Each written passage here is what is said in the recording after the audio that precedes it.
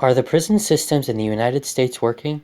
Many people view prison systems as a place to rehabilitate criminals for re-entering society. However, there is growing evidence that shows prisoners end up returning to prison. For example, here in Grand Junction, a home for troubled youths attempt to rehabilitate juveniles. A booker for the Grand Junction City Jail used to work in this home. Over the years, she has noticed that 97% of the juveniles at this home ended back up in prison.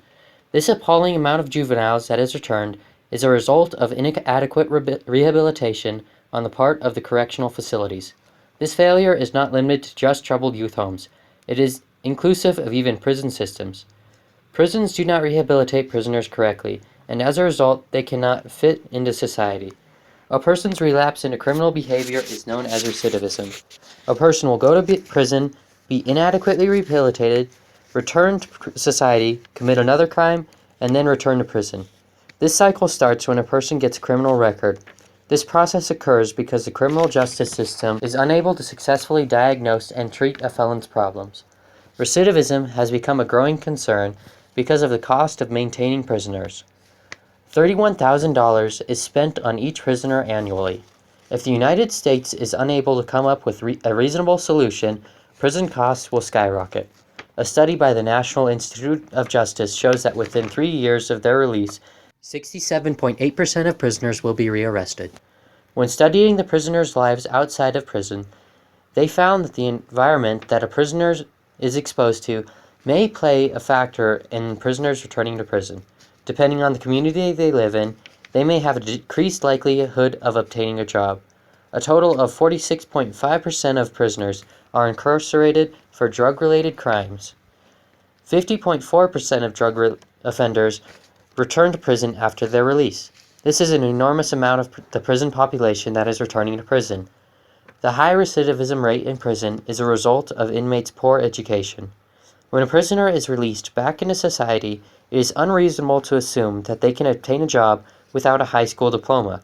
Another concerning issue that affects high recidivism rates is the amount of inmates who have been diagnosed with a mental illness.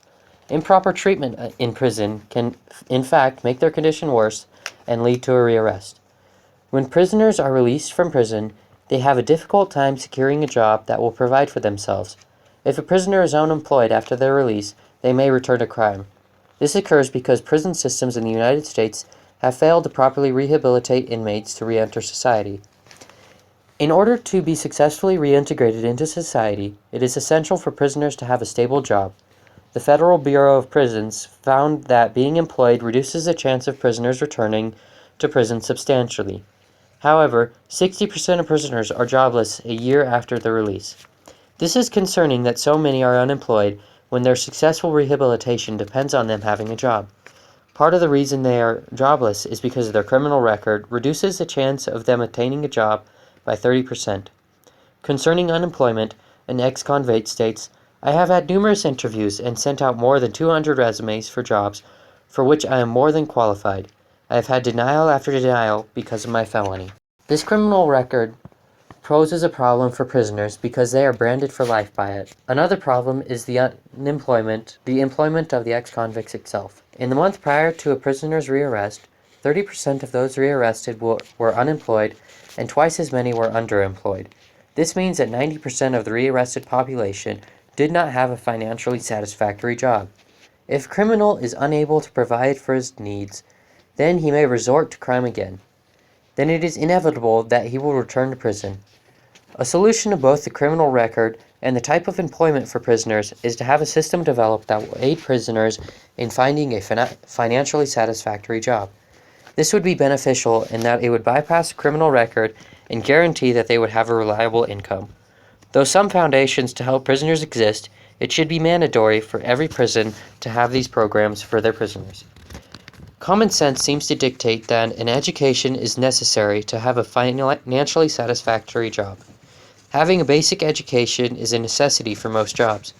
It is concerning that 36% of prisoners do not have a high school diploma or GED. Knowing that such a large amount of prisoners lack a basic education, how can they be expected to reintegrate back into society? Without an education, it is unlikely that prisoners will be able to meet many job requirements, which may require a high school diploma. When attempting to get a job, employers are likely to choose a person more qualified. Taking into account the lack of a high school diploma and a criminal record, it is very unlikely that a prisoner will get a job. A potential solution to this is providing an education to prisoners in prison. Most prisons already have a library, but that is an inadequate education. Research has found that inmates who participate in correctional education programs have a 43% lower chance of returning to prison than those who do not. In addition to that, prisoners with a basic education are more likely to get a job outside of prison. Providing an education would be beneficial because every person that receives an education is far less likely to return to prison, and therefore lowers the amount of incarcerated people and the recidivism rate. Another major problem with recidivism is mental illness amongst prisoners.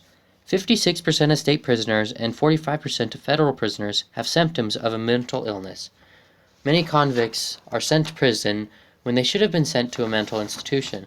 Putting people in prisons who have mental problems does not solve anything. In fact, it could do more harm than good. In some instances, inmates in prison are exposed to physical abuse. Exposing a mentally insane person to a harsh environment could lead to suicide. Is it possible to deal with the issue without dealing the most extreme punishment?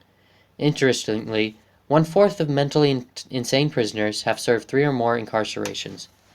Because the prisons do not properly treat the mentally ill, they continually commit the same crimes and return to prison.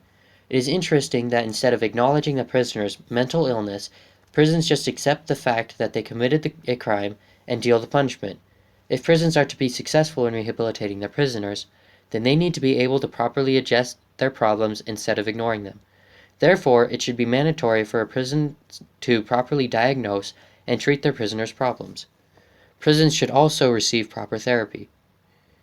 This will help the mentally ill prisoners to return to society and prevent them from returning to prison.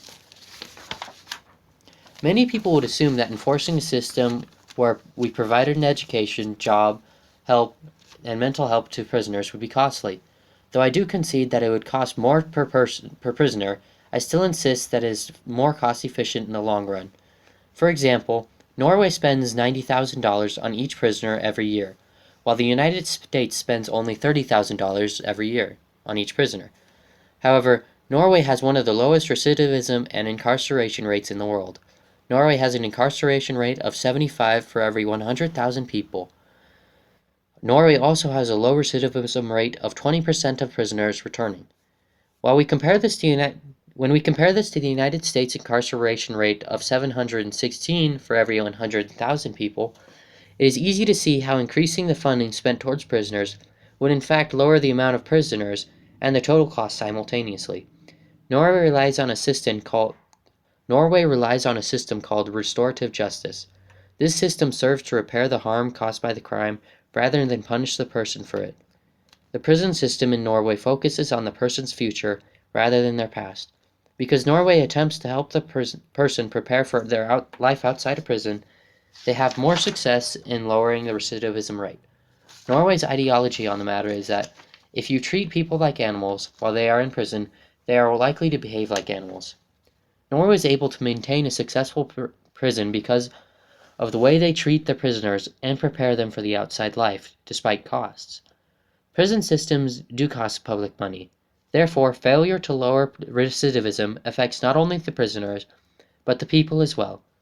Many of the problems that cause a higher rate of recidivism can be attributed to unemployment, education, and the mental state of the prisoners. Prisoners with a poor education struggle to get a job. Prisoners without a job are more likely to return to prison. Prisoners who continually return to prison further lower the chance of them obtaining a job. Because many prisons do not seek to rehabilitate, but to punish, inmates with mental disabilities return to society in a worse state and end up back in prison. Since these are major problems, society should be trying to find a way to fix them. Providing a basic education will help prisoners reintegrate back into society and, as a result, lower both recidivism and the incarceration rate. Creating programs to give criminals financially satisfactory jobs guarantee that criminals will be less likely to recommit crimes out of desperation for money. Providing assistance for the mentally unstable improves their condition and enables them to be able to have greater success in society. Of course, providing all of these things to prisoners will increase costs of maintaining them, but it lowers the total population of the prison and the total costs of maintaining prisons as a result. These conclusions will have significant impacts on prisons as well as society because it provides a better chance in life for prisoners and reduces the amount of money that taxpayers must spend towards prison.